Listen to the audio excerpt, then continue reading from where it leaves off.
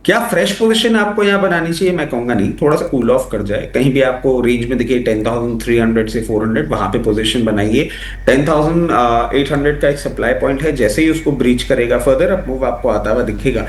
और हम समझते हैं नेक्स्ट टारगेट आपको 11,600 का भी इसको देखने को मिल सकता है। और अगर आप मीडियम टर्म अप्रोच लेके चल रहे हैं तो 12,000 प्लस लेवल्स बहुत कंफर्टेबली आपको देखने को मिल सकते हैं। ओके, और टीवीएस मोटर में सर? देखिए, टीवीएस मोटर्स मुझे बहुत ज्यादा कंफर्ट नहीं दे रहा है। ओके। दो इसने भी एक अच्छा मोमेंटम रजिस्टर किया है, 52 वीक हाई लेवल्स के आसपास है। मगर अगर हम प्रोडक्ट लाइनअप देखें, जिस तरीके से बजाज आप देखें, ट्रायम्फ और केटीएम, हुस्कवर्ना, बजाज का जो आपका मार्केट है इन अफ्रीका और बजाज साउथ ईस्ट एशिया में भी अच्छा मार्केट लेके रखा हुआ है। टीवीएस उन लेवल्स पे अभी नहीं दिखता, इसका प्रोडक्ट लाइनअप इतना ज्यादा एक्साइटिंग नहीं लगता। दो नंबर्स अच्छे थे, बट पी मल्टीपल अगर आप कंपेयर करें तो बजाज के रिलेटिवली ज्यादा बेटर हैं। अगर हम रिजल्ट्स को भी देखें तो मुझे कहीं ना कहीं बजाज के ज्यादा प्रॉमिसिंग लग रहे हैं। अगर बजाज ऑटो के अलावा आपको टू व्हीलर स्पेस में कोई स्टॉक अभी देखना चाहिए तो for that I will suggest hero MotoCorp. Okay. बहुत टाइम के अंडर परफॉर्मेंस के साथ चल रहा है, 4800 ऑड लेवल्स के स्टॉप लॉस के साथ आप इसको अप्रोच कर सकते हैं। 5360 का पहला टारगेट होगा और मीडियम टर्म में आपको 5800 तक भी आता हुआ दिख सकता है। आज भी रूरल प्ले बहुत स्ट्रांग है इनका। और जैसा कि हमने लास्ट टाइम भी आपके साथ जुड़े थे तो बात कही थी कि मानसून खराब नहीं हुआ है, it is just been delayed. और वही कहीं ना कहीं होता हुआ आपको दिख रहा है। तो मानसून आपको इंप्रूव होता हुआ दिखेगा, रूरल डिमांड आप एक अपटिक आता हुआ दिखेगा। उसके साथ साथ फेस्टिव सीजन, मैरिजेस, इसमें भी इनके प्रोडक्ट्स की सेल्स अच्छी ही देखने को मिलती है। तो बजाज ऑटो के अलावा अगर आपको टू व्हीलर स्पेस में कहीं और वैल्यू हंटिंग करनी है, I would still go with hero MotoCorp. Okay sir, auto sector में एक और कंपनी है मदरसन सुमी, क्या है सर इस पे व्यू सर आपका? देखिए, इसमें हम एक डिस्क्लेमर भी दे देते हैं कि बहुत लोअर लेवल से हमारे पोर्टफोलियो स्टॉक में ये एक पोजीशन लेके रखा हुआ है। हम ओके। फर्दर अप मूव इसमें देख रहे हैं। एक हल्का सा सप्लाई पॉइंट है 154, उसको जैसे ही क्रॉस करेगा इस बार आपको 168 लेवल्स तक जाता हुआ दिख सकता है। अगर हमारी इस कमेंट्री के बाद आप पोजीशन बनाना चाह रहे हैं तो 138 से लेकर 144 की रेंज में कहीं भी आप पोजीशन बना सकते हैं। अगर आप उसको as a short term trading bet ही लेके चल रहे हैं तो 128 के स्टॉप लॉस के साथ उस पोजीशन को आप कंटिन्यू कर सकते हैं। ओके ठीक है, अब आते हैं आईटी को लेकर के बातचीत कर लेते हैं थोड़ा। वत्सल्य सर, सवाल आपसे है कि आज कोस्पी में तेजी देखने को मिल रही है, इधर आईटी में गिरावट है, क्या ये एक दोनों पैरेलल हो गए हैं क्या, कि अगर एक में गिरावट आएगी तो दूसरे में तेजी आएगी, दूसरे में गिरावट रहेगी तो फिर किसी और में तेजी आएगी, ऐसा? देखिए, ऐसा नहीं बोल सकते, प्योरली ये कोइंसिडेंस है। And okay. ऑल्दो अगर हम इंडियन आईटी की बात करें तो आज आप देखेंगे आईटी में ऐसा कोई ज्यादा रेडनेस नहीं है। ठीक है, कोई आधा परसेंट से 1% की रेंज में हम लोग थोड़ा रेडनेस देख रहे हैं। वो मुझे लगता है कि प्योरली मार्केट में निफ्टी के अंदर प्रेशर है, तो उस कारण हम लोग थोड़ा स्टॉक्स में, आईटी स्टॉक्स में देख सकते हैं प्रेशर।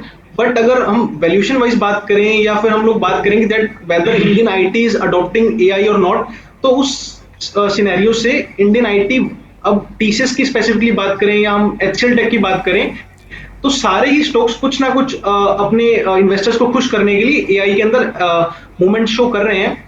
एंड रिसेंटली हम अगर कल परसों की न्यूज की हेडलाइंस को भी स्टडी करें तो टीसीएस ने रिसेंटली आंध्र प्रदेश के अंदर ही अभी 200 एकर्स का एक लैंड पार्सल लिया है टू डेवलप डेटा सेंटर्स। तो अब मुझे लग रहा है कि हमारे इंडियन आईटी को थोड़ा सा दूसरे नजरिए से देखा जाए। एंड ऑल्दो हम ये नहीं बोल सकते कि यहाँ पर ही अपनी फुल पोजीशंस बनाए, बट फिलहाल Indian IT should be a reversal bet at current levels. Okay, अगर टीसीएस में किसी को फ्रेश बाइंग करनी हो तो मौके बन रहे हैं क्या टीसीएस में? तो करंट लेवल्स अच्छे हैं अगर टीसीएस में किसी को भी अपनी बाइंग बनानी है। बट जब भी आईटी में अगर आप बाइंग करें तो आपका विजन कम से कम 3 से 6 महीने का होना चाहिए। 2 क्वार्टर्स के रिजल्ट आपको जरूर देखने हैं। प्योरली हम ये नहीं देख सकते अग्रेसिव रिवर्सल्स आएंगे, बट धीरे धीरे यहाँ से बॉटम फॉर्मेशन हमें देखने को मिलेंगे एंड देन आईटी यहाँ से मूव शो करेगा। बट कोई भी ट्रेडर यहाँ से fast move up move expect नहीं कर सकता आईटी के अंदर। ओके ठीक है, कोई पसंदीदा स्टॉक आपका आईटी में? फिलहाल टीसीएस है जो हमारे क्लाइंट्स के साथ भी है, जो टीसीएस हम लोगों ने शेयर किया है। तो टीसीएस एंड एचसीएल टेक, ये 2 स्टॉक रहेंगे जिसके अंदर अगर कोई भी ट्रेडर या इन्वेस्टर अपनी पोजीशंस बनाना चाहे तो इन 2 स्टॉक्स के साथ जा सकता है। ठीक है, टीसीएस और एचसीएल टेक में अगर मौका बनाना चाहें, अगर निवेश करना चाहें तो कर सकते हैं। ठीक है, और रचित सर आते हैं आप पर। आपसे सर एक सवाल ये है कि फाइनेंशियल सर्विसेज में हमने काफ़ी देखा है कि पैसे बनते हुए दिखाई दिए हैं। क्या सर अभी अगर नए निवेशक कोई हो तो उनके लिए मौका बन सकता है फाइनेंशियल सर्विसेज में, या फिर टाइम उसका खत्म हो गया? नहीं नहीं, ये बोलना तो बहुत गलत हो जाएगा कि टाइम ओके। खत्म। ओके। चाहे मार्केट हो, चाहे कोई भी सेक्टर हो, टाइम हमेशा रहता है। नहीं मतलब शॉर्ट टर्म के और नज़रिए से अगर देखें तो। नहीं, अच्छा चलिए, शॉर्ट टर्म के जी नजरिए से जी। देखें तो भी टाइम खत्म नहीं हुआ है। ट्रेडिंग बेट्स तो हमेशा रहती हैं हर जगह। ओके। और एल&टी फाइनेंस पे आप नजर रख सकते हैं, ये थोड़ा सा होवर कर रहा है लोअर लेवल्स पे।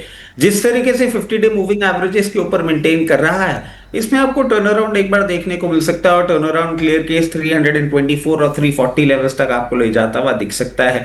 अभी तक इस स्पेस में हमने एनबीएफसी स्पेस में आप देखें एक अच्छा मोमेंटम देखा है, चाहे एसबीआई कार्ड हो, श्रीराम फाइनेंस हो। टू एन एक्सटेंड बहुत मंडेन मूवमेंट करने वाला टाटा कैपिटल भी मूवमेंट कर चुका है। एल&टी फाइनेंस ड्यू है, आपको इसमें कभी मूवमेंट देखने को मिल सकता है। ओके, श्रीराम फाइनेंस में तो सर हमने देखा था कि जब मार्केट में गिरावट का दौर चल रहा था, मतलब अभी से पहले, तो उसमें तेजी आई थी, करीब करीब 65% के आसपास तेजी 2025 के हमें आसपास हमें देखने को मिली थी। अब लेकिन 6 महीने से चला नहीं है स्टॉक, 1% के आसपास की तेजी शायद दिखाई दे रही है, मतलब फ्लैट ही है। नहीं देखिए, श्रीराम फाइनेंस का मैं आपको एक चीज बोलूं, अगर आप ईयर टू डेट रिटर्न देखेंगे तो अभी भी 65% का है। अगर हम देखें अगस्त में ही 2025 से जो आप टाइमलाइन बोल रहे हैं, 571 से एक अच्छा मूव दिया है। हल्का सा एक फेज ऑफ कंसोलिडेशन में चल रहा है, कोई बहुत वरीसम सिचुएशन नहीं दिख रही है। जिस तरीके से ये पोजीशन है, अब आपको 1110 लेवल्स को जैसे ही ब्रीच करता हुआ दिखेगा तो फिर 1180 और 1240 लेवल्स भी बहुत कंफर्टेबली दिखाएगा। ओके, फंडामेंटली मतलब अभी भी स्ट्रांग है। बिल्कुल बिल्कुल। ओके ठीक है सर, आते हैं थोड़ा स्मॉल कैप की बात कर लेते हैं। स्मॉल कैप में क्या सर कोई ऐसा स्टॉक है जो रिटर्न दे सके निवेश को, क्योंकि हम देख रहे हैं कंसोलिडेशन फेज चल रहा है। निफ्टी वही 500 पिछली बार भी हमने बात की थी, वही 500 के दायरे में निफ्टी अब भी वहीं पे टिका हुआ है, और आगे पता नहीं आगे निकल पाएगा कि नहीं निकल पाएगा, लेकिन फिलहाल मतलब निकलेगा लॉन्ग टर्म में। शॉर्ट टर्म के अगर नजरिए से देखें, 3 महीने का नजरिया लेकर चले, 2 महीने का नजरिया लेकर चले, तो उस बीच लग रहा है कि थोड़ा कोई बड़ा ट्रिगर नहीं है जिससे कि वो बाहर निकल पाए। तो इस बीच क्या स्मॉल कैप में कोई ऐसे स्टॉक्स हैं जहां पे मौके बन सकते हैं बेहतरीन? देखिए सुमित जी, स्मॉल कैप में मौके जरूर रहते हैं, बट वो एट रैंडम रहते हैं। और उन्हीं हिसाब से पूरी सिचुएशन बनती हुई दिखती है। अभी जैसे मैं आपको बताऊं, 2100 करोड़ की एक कंपनी है नेल्को। और नेल्को को आप देखिए सैटेलाइट कम्युनिकेशन पे है।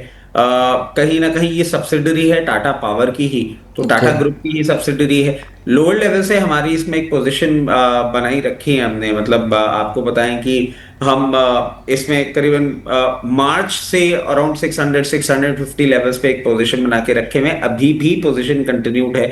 हम एक और क्लियर केस ब्रेकआउट में इसमें वेट कर रहे हैं। जैसे ही आपको ये 994 1000 लेवल्स के ऊपर ट्रेड करना चालू करता हुआ दिखेगा, 1080 1140 के लेवल्स दिखा सकता है।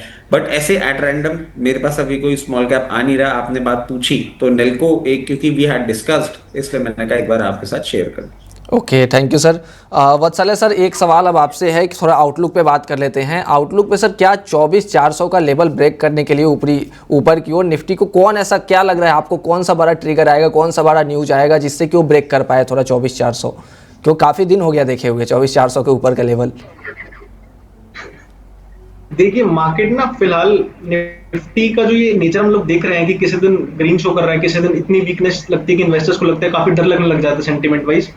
तो फिलहाल निफ्टी कंसोलिडेशन में है। तो इस कंसोलिडेशन के कुछ रीजंस हैं। अगर हम यूएसडी आईएनआर रेट की बात करें तो सबसे बड़ा ट्रिगर मुझे लगता है क्रूड और यूएसडी आईएनआर रहेगा। जैसे ही हमें इन दोनों में कुछ कूलनेस शो करती, कुछ डाउनसाइड दिखते हैं हमें क्रूड में या फिर यूएसडी आईएनआर में, वहां से हम लोग निफ्टी को वापस 24,400 को जाते हुए देख सकते हैं। अगर 24,400 ब्रेक होता है, जो कि होगा, बट कुछ टाइम ले सकता है जब तक अब हमारे ये जो 2 फंडामेंटल फैक्टर्स हैं इनके अंदर इंप्रूवमेंट नहीं आता। ऑल्दो अगर मैं बात करूं, अगर इंडियन इंटरेस्ट रेट्स की बात करूं तो फिलहाल आरबीआई कोई ऐसा नहीं लग रहा मेजर्स देख के कि इंटरेस्ट रेट बढ़ना चाहिए हमारा। एंड जिस तरीके से बैंक के भी डेटा आए थे कि जो इस बार रिटेल डिमांड ग्रोथ था इसका लोन आउटलुक का, तो वो भी कुछ एक्सपेंशन नहीं हो पाया। तो इस कारण ही हम लोगों ने फाइनेंशियल सेक्टर्स में आज देखा रेडनेस देखा पिछले 2 दिनों से। एचडीएफसी बैंक ने काफी वीक रिजल्ट शो किए थे उसके बाद। तो मुझे लग रहा है कि फिलहाल निफ्टी एक रेंज में रह सकती है। जो नीचे की रेंज की बात करें तो 23,800 के पास, एंड ऊपर की रेंज की बात करें तो 24,400 की। एंड अगर इस रेंज को ब्रेक करना है तो हमें कुछ ना कुछ फंडामेंटल ट्रिगर चाहिएगा। Okay. तो कंपनी स्पेसिफिक बात करें तो रिजल्ट्स इतने बुरे नहीं आ रहे हैं। ये बात बिल्कुल सही है रचित जी की कि रिजल्ट्स बुरे नहीं आ रहे हैं, बट फिलहाल जो मार्केट है वो एक कंसोलिडेशन से निकलने के लिए कुछ बड़ा मेजर ट्रिगर का वेट कर रहा है।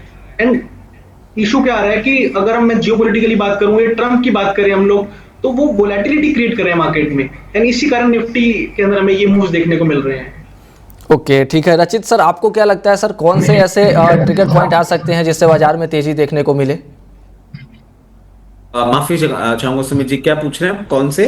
सर पूछ रहा था कौन से ऐसे ट्रिगर पॉइंट आ सकते हैं, कौन से फंडामेंटली कौन से ऐसे न्यूज आ सकते हैं जिससे कि निफ्टी में तेजी देखने को मिले, क्योंकि काफ़ी लंबा समय हो गया वो लेवल देखे हुए, ऊपरी लेवल।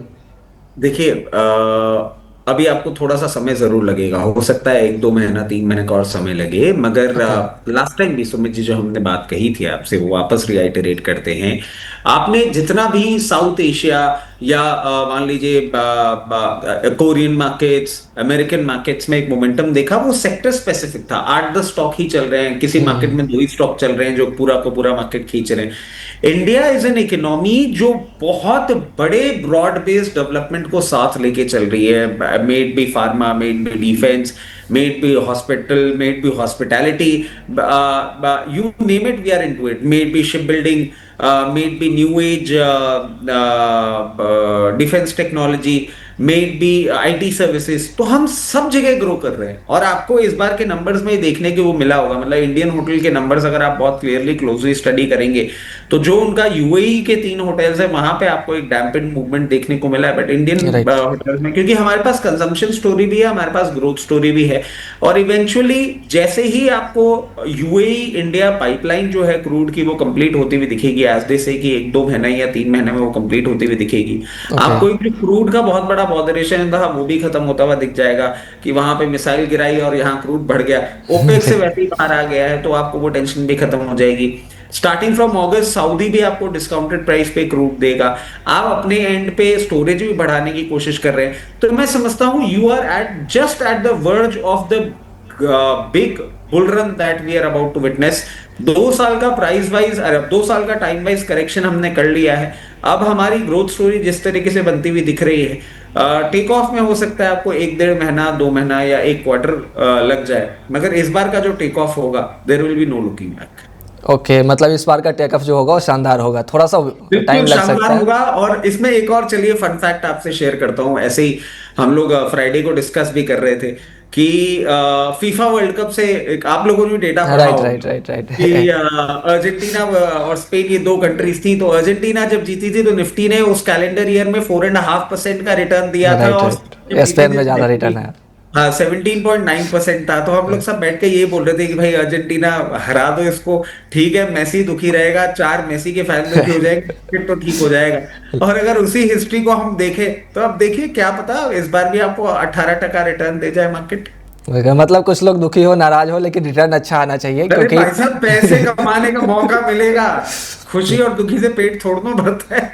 निवेशकों को मौका चाहिए पैसे कमाने का, और हमने देखा कि स्पेन जीता है, अब रिटर्न का वेट कर रहे हैं कि रिटर्न कितना % आ सकता है। और ये मैंने लाइटर नोट पे बोला है, बहुत सीरियसली ना ले लें लोग। राइट मतलब एक हिस्टोरिकल डेटा है, अब आगे प्रूफ हो पाता है नहीं हो पाता है।